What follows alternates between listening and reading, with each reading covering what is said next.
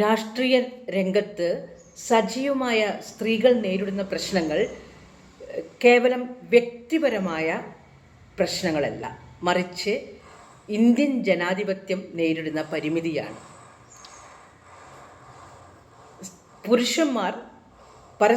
പുരുഷ നേതാക്കന്മാർ പരസ്പരം രൂക്ഷമായി വിമർശിക്കുമ്പോൾ അതിനെ രാഷ്ട്രീയ പോരാട്ടം എന്ന നിലയിൽ കാണുന്ന സമൂഹം തന്നെ സ്ത്രീ രാഷ്ട്രീയത്തിൽ ഉറച്ച നിലപാടെടുക്കുമ്പോൾ അവരെ വ്യക്തിപരമായി ആക്രമിക്കാൻ തുടങ്ങുന്നു. അത് പ്രതിഭയോടായാലും കെ രമയോടായാലും ഇതേ ഇരട്ടത്താപ്പ് തന്നെയാണ് തുടർന്നു പോരുന്നത്. എക്സ് ഓർ വൈ ഏത് കക്ഷി ഭേദമന്യേ സ്ത്രീകളോട് ഇതേ ഇരട്ടത്താപ്പ് തന്നെയാണ്. ഇതിനു മുന്നേ പ്രതിഭ പാർട്ടിയിലെ ഗ്രൂപ്പിസത്തിന് എതിരെ വിമർശിച്ചപ്പോൾ അല്ലെങ്കിൽ ശബ്ദമുയർത്തിയപ്പോൾ സംരക്ഷണമൊരുക്കേണ്ട നേതൃത്വവും പാർട്ടിയും തന്നെ നിശബ്ദമായത് വളരെ ശ്രദ്ധേയമാണ്. സ്ത്രീകളുടെ വിയോജിപ്പിനെ ഉൾക്കൊള്ളാനായിട്ടുള്ള ഒരു രാഷ്ട്രീയ പക്വത നേതാക്കന്മാർ ആർജിക്കേണ്ടതാണ്, അല്ലെങ്കിൽ അതവർക്കത് ഉണ്ടായിരിക്കേണ്ടതാണ്. നാടിന് മാതൃകയാകേണ്ട നിയമസഭയിൽ വെച്ചുപോലും കെ രമയെ പോലുള്ള ജനപ്രതിനിധിക്ക് നേരിടേണ്ടി വന്ന വളരെ തിക്താനുഭവങ്ങളുണ്ടായിരുന്നു. അവരുടെ വൈധവ്യത്തെ പരിഹസിക്കുകയും ഒക്കെ ചെയ്തു. ടി.പിയുടെ വിധവ എന്ന് പറഞ്ഞ് പരിഹസിക്കുക, അതൊക്കെ നടന്നിട്ടുള്ളതാണ്. അപ്പോൾ അത് അതിനെതിരെ പ്രതിരോധിക്കേണ്ടതായിരുന്നു. ഇത്തരം സ്പീക്കറിനും അതുപോലെ തന്നെ മറ്റ് നിയമസഭാ സാമാജികർക്കൊക്കെ തന്നെ ശക്തമായ ഇടപെടലുകൾ അവിടെ നടത്തേണ്ടതായിരുന്നു. വേണ്ട വിധം പ്രതിരോധിച്ചിട്ടുണ്ടോ എന്നുള്ളത് സംശയമാണ്. പിന്നെ ഇത്തരം കാര്യങ്ങളിൽ നാം ചെയ്യേണ്ട ചില സംഗതികളുണ്ട്. സൈബർ ആക്രമണങ്ങൾ ഉണ്ടാകുമ്പോൾ രാഷ്ട്രീയം നോക്കാതെ സ്ത്രീയുടെ അന്തസ്സിന് വേണ്ടി ശബ്ദമുയർത്തേണ്ടതുണ്ട്. മാത്രമല്ല, ഓരോ കക്ഷിയും അണികളെ മാന്യമായി സമ്മതിക്കാൻ പരിശീലിപ്പിക്കേണ്ടതുണ്ട്. ആശയപരമായാണ് ആളുകളെ നേരിടേണ്ടത്, അല്ലെങ്കിൽ ലിംഗത്തെ അധിക്ഷേപിച്ചിട്ടോ അല്ലെങ്കിൽ അവരുടെ ദൗർബല്യം സ്ത്രീ എന്ന പേരിൽ അവരെ ഇകഴ്ത്തുകയോ അല്ലെങ്കിൽ സ്ത്രീ എന്നത് വെറും ഒരു സെക്ഷൽ ഒബ്ജക്റ്റ് ആണെന്ന് കണ്ടുകൊണ്ടുള്ള പരാമർശങ്ങൾ അണികൾ നടത്താതിരിക്കാനൊക്കെ നേതൃത്വം പ്രത്യേകം ശ്രദ്ധിക്കേണ്ടതുണ്ട്. അവരെ സഭ്യമായ ഭാഷ ഉപയോഗിക്കാൻ പരിശീലിപ്പിക്കേണ്ടതുണ്ട്. ആശയത്തെ ആശയപരമായാണ് നേരിടേണ്ടത്, രാഷ്ട്രീയപരമായാണ് നേരിടേണ്ടത്, അല്ലാണ്ട് വൈയക്തികമായി അല്ല എന്നുള്ളത് പറഞ്ഞു കൊടുക്കേണ്ടതുണ്ട്. പിന്നെ സോഷ്യൽ മീഡിയയിൽ ഇത്തരം കമൻറ്റുകൾ നമ്മൾ ശ്രദ്ധയിൽപ്പെട്ടാൽ തന്നെ നമ്മൾ റിപ്പോർട്ട് ചെയ്യാൻ മടിക്കരുത്. അത് അനുവദിച്ചുകൂടാ. അത് ഇത്രയും കാലമൊക്കെ 21-ാം നൂറ്റാണ്ടൊക്കെ ആയില്ലേ, എന്നിട്ടും ഈ സ്ത്രീകളെ ഇത്രയും മോശമായി സ്ത്രീയുടെ ശരീരം ഒരു സ്റ്റിഗ്മയാണെന്നുള്ളൊരു ഫീലിംഗ് സ്ത്രീകളിൽ തന്നെ ഉണ്ടാക്കിയെടുക്കുന്ന രീതിയിലുള്ള പരാമർശങ്ങൾ നടത്താതിരിക്കേണ്ടത് ഒരു ഇഗാലിറ്ററി സമൂഹത്തിൻ്റെ ആവശ്യമാണ്. അത് അവിടെ വെച്ച് തന്നെ നേരിടേണ്ടതാണ്. റിപ്പോർട്ട് ചെയ്ത് തന്നെ അവസാനിപ്പിക്കണം. നമ്മൾ അതിൽ രാഷ്ട്രീയം നോക്കണ്ട. സ്ത്രീകൾക്ക് നേരിടുന്ന സ്ത്രീകളുടെ അന്തസ്സിനെ നിരക്കാത്തതായിട്ടുള്ള പരാമർശം കാണുകയാണെങ്കിൽ കക്ഷി രാഷ്ട്രീയ ഭേദമന്യേ നമ്മൾ അപ്പം തന്നെ പ്രതികരിക്കേണ്ടതാണ്. അതിനെ നമ്മൾ സംരക്ഷിക്കണം, അവരുടെ അന്തസ്സിനെ സംരക്ഷിക്കേണ്ടതാണ്. അപ്പോൾ ഒരാളുടെ രാഷ്ട്രീയ പ്രവർത്തനത്തെക്കാൾ അവരുടെ സ്വകാര്യ ജീവിതത്തിന് പ്രാധാന്യം കൊടുത്തുകൊണ്ട് അവരെ തകർക്കാൻ ശ്രമിക്കുന്നത് ശരിയല്ല. ഇപ്പോൾ പ്രതിഭയ എന്ന രാഷ്ട്രീയക്കാരി രാഷ്ട്രീയക്കാരിക്ക് അല്ലെങ്കിൽ അവരുടെ പൊതുസമൂഹത്തിനുള്ള സംഭാവന, അവർ കേരള സമൂഹത്തിൽ നടത്തിയ സംഭാവനയാണ് നാം മാനിക്കേണ്ടത്. അല്ലാതെ അവരുടെ പൊതുജീവിതത്തിൽ അവർ വളരെ അവരുടെ സ്വകാര്യ ജീവിതത്തിൽ അവർ ക്രിമിനൽ ആക്ടിവിറ്റി നടത്തിയിട്ടുണ്ടെങ്കിൽ, അട്രോസിറ്റീസ് നടത്തിയിട്ടുണ്ടെങ്കിൽ, അല്ലെങ്കിൽ വിശ്വാസവഞ്ചന നടത്തിയിട്ടുണ്ടെങ്കിൽ നമുക്കതൊക്കെ അതൊക്കെ കോടതിക്ക് നമ്മൾ അത് പൊതുസമക്ഷം അനാവരണം ചെയ്യപ്പെടേണ്ട കാര്യങ്ങൾ തന്നെയാണ്. പക്ഷേ അവരുടെ ഭർത്താവുമായി യോജിച്ചു പോകാൻ പറ്റാത്തതിൻ്റെ പേരിൽ വഴിപിരിയുകയും പിന്നീട് അവർ ഭർത്താവ് മരിക്കുകയും അല്ലെങ്കിൽ അവരുടെ കുഞ്ഞിനൊരു ചെറിയ സ്വഭാവ ദൂഷ്യം വരികയും അതൊക്കെ വെച്ച് പ്രതിഭ എന്ന രാഷ്ട്രീയ പ്രവർത്തകയുടെ അല്ലെങ്കിൽ ഒരു ജനപ്രതിനിധിയുടെ ഔദ്യോഗിക ജീവിതം തകർക്കുന്ന രീതിയിലുള്ള സംഭാഷണങ്ങളും ഒന്നും ശരിയല്ല. പ്രതിഭയുടേത് മാത്രമല്ല, ഇതേ വേദന തന്നെ കെ രമയ്ക്കും ഉണ്ടായിട്ടുണ്ടാവും അല്ലേ? കെ രമയുടെ ഭർത്താവ് മരിച്ചിരിക്കുമ്പോൾ ഭർത്താവിനെ വിറ്റ് ജീവിക്കുന്ന സ്ത്രീ എന്ന് ഈ സൈബർ പോരാളികൾ നടത്തിയിട്ടുണ്ട്. അപ്പോൾ ഒരാളെ പറയുമ്പോൾ മാത്രമല്ല, എല്ലാ സ്ത്രീകളിലും അന്തസ്സ് വളരെ വലുതാണെന്നുള്ളത് ഓരോ കക്ഷിയും ഓർക്കേണ്ടതാണ്.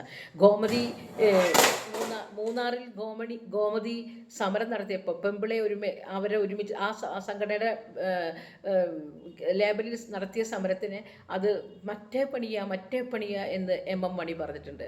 അപ്പോൾ അത് ഒരു പരിഷ്കൃത സമൂഹത്തിന് യോജിച്ചതല്ലാത്ത പരാമർശങ്ങൾ നടത്തുന്ന രാഷ്ട്രീയക്കാരെ ഒഴിവാക്കുക. അവർ ആൺകോയ്മയെ പ്രതിനിധാനം ചെയ്യുന്ന ആൾക്കാരാണ്, മ്യൂസിയം പീസുകളാണ് ഈ വയസ്സായ ആൾക്കാരൊക്കെ. അപ്പോൾ അവർക്ക് വളരെയധികം ഒരു പാട്രിയാർക്കിയിൽ വിശ്വസിച്ചു പോരുന്നതാണ്. അവിടെ സ്ത്രീ എന്ന് പറയുമ്പോൾ ഒരു ശരീരം മാത്രമായിട്ടാണ് അവർക്കൊക്കെ കാണാൻ സാധിക്കുന്നുള്ളൂ. മറ്റേ പണിക്ക് വേണ്ടി മാത്രമേ സ്ത്രീകൾ ഒരുമിച്ച് കൂടുള്ളൂ എന്നുള്ളൊരു ധാരണയാണ് അന്ന് അവർക്കൊക്കെ ഉണ്ടായിരുന്നത്. പക്ഷേ അത് എല്ലാ കക്ഷിയിലും ഉണ്ട്. അത് കമ്മ്യൂണിസ്റ്റ് പാർട്ടിയിലുണ്ട്. മുസ്ലിം ലീഗ് എന്ന് പറഞ്ഞിട്ടുണ്ടെങ്കിൽ ശരീരത്തിൻ്റെ അഴക് കാണിച്ച് സ്ഥാനങ്ങൾ ഉറപ്പിക്കുക എന്നൊക്കെ പറയുന്നത് വളരെ മോശമായിട്ടുള്ള സംഗതിയാണ്. ഈ 51% ഇവിടെ സ്ത്രീകൾ. ഈ 51% വരുന്ന സ്ത്രീകളുടെ വോട്ട് കിട്ടി അധികാരത്തിൽ വരുന്നവർ ഒന്ന് ചിന്തിക്കണം. ഭരണഘടനാപരമായിട്ടുള്ള അവകാശമാണ്, അതായത് ജെൻഡർ ഈക്വിറ്റി. അതിൽ ഓരോ കക്ഷിയും എത്ര ശതമാനം വരെ സീറ്റ് ഓരോ സ്ത്രീകൾക്ക് കൊടുത്തിട്ടുണ്ട് എന്നുള്ളത് ഒരു ആത്മപരിശോധന നടത്താൻ ഓരോരുത്തരും തയ്യാറാവണം. കഴിഞ്ഞ കൊല്ലം കൊടുത്തതിനേക്കാൾ കുറവാണ് ഓരോരുത്തരും ഇപ്പോൾ കൊടുത്തേക്കുന്നത്. 17%, 12+5 അവന് ഇടതുപക്ഷം 17 കൊടുത്തേക്കുന്നത്. CPM-കാർ 144 കോൺസ്റ്റിറ്റ്യുവൻസിയിൽ കൊടുത്തിരിക്കുന്നതാണ് ഈ 17. 12 ആണ് തോന്നുന്നു കോൺഗ്രസ്, 14 NDA, 2 മുസ്ലിം ലീഗ്, 2 കഴിഞ്ഞ പ്രാവശ്യം അവർ 1 എന്നുള്ളിടത്ത് 2 ആക്കിയിട്ടുണ്ട്. നാണമില്ലല്ലോ ഈ 51% വരുന്ന സ്ത്രീകളെ വോട്ട് നേടി ജയിച്ചിട്ട് സ്ത്രീകൾക്ക് വേണ്ട രീതിയിലുള്ള പ്രാതിനിധ്യം കൊടുക്കാതിരിക്കാൻ നിങ്ങൾക്ക് നാണമില്ലേ എന്നാണ് ഞാൻ ചോദിക്കുന്നത്. അത് അന്തസ്സിന് ചേർന്നതാണോ? ജനാധിപത്യത്തിന് ഭൂഷണമാണോ? ഇതാണോ ഒരു ശരിയായ കോൺസ്റ്റിറ്റ്യൂഷൻ അപ്ഹോൾഡ് ചെയ്യുന്ന ആൾക്കാർ ചെയ്യുന്നത്? എല്ലാവരും നാഴികയ്ക്ക് 40 വട്ടം ഭരണഘടനയെ ഉയർത്തിപ്പിടിക്കുന്നുണ്ട്. ഭരണഘടന ഉയർത്തിപ്പിടിക്കുന്നവർ കാണിക്കുന്ന സംഗതിയാണോ ഇതൊക്കെ ചെയ്തത്? അത് തന്നെ അസംഘടിത മേഖലയിലുള്ള സ്ത്രീകളുടെ ശമ്പളം എത്രയാണെന്നുള്ളത് നമുക്ക് എല്ലാവർക്കും അറിയാം. അവരനുഭവിക്കുന്ന ദുഃഖങ്ങൾ, ഇത്രയും ഭൂരിപക്ഷം വരുന്ന സ്ത്രീകളുടെ വോട്ട് വാങ്ങിപ്പോയിട്ട് ചെയ്ത് കാട്ടിക്കൂട്ടുന്ന സംഗതികളാണ് അവിടെ. നമ്മുടെ ഇതിൻ്റെ ഉള്ളിൽ തന്നെ വലിയ അഭ്യസ്ത വിദ്യരും അതേപോലെ പൊളിറ്റിക്കൽ ഇൻക്ലിനേഷനും ലെഫ്റ്റ് പൊളിറ്റിക്കൽ ഇൻക്ലിനേഷനുള്ള ആൾക്കാരൊക്കെ പ്രസ്ഥാനങ്ങൾ, തുല്യപ്രാതിനിധ്യത്തിന് വേണ്ടിയുള്ള പ്രസ്ഥാനങ്ങളും സമരങ്ങളൊക്കെ നടക്കുന്നുണ്ട്. ഇപ്പോൾ ഇലക്ഷൻ വരുന്ന സമയത്ത് അവരൊക്കെ മിണ്ടാതിരിക്കുന്നത് കാണാം.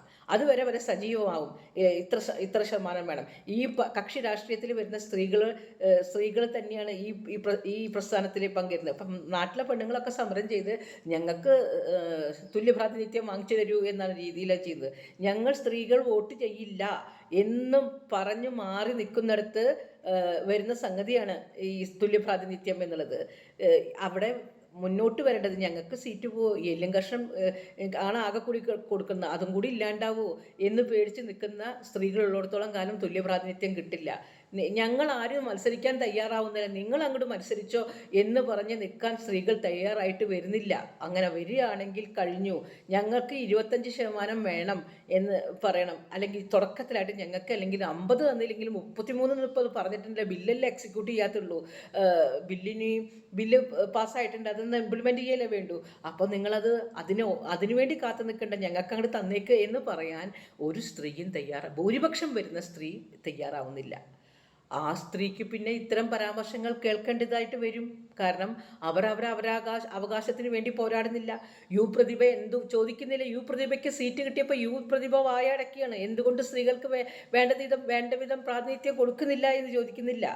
കെ രമയ്ക്ക് സീറ്റ് കിട്ടുമ്പോൾ കെ രമ വായടയ്ക്കുന്നു.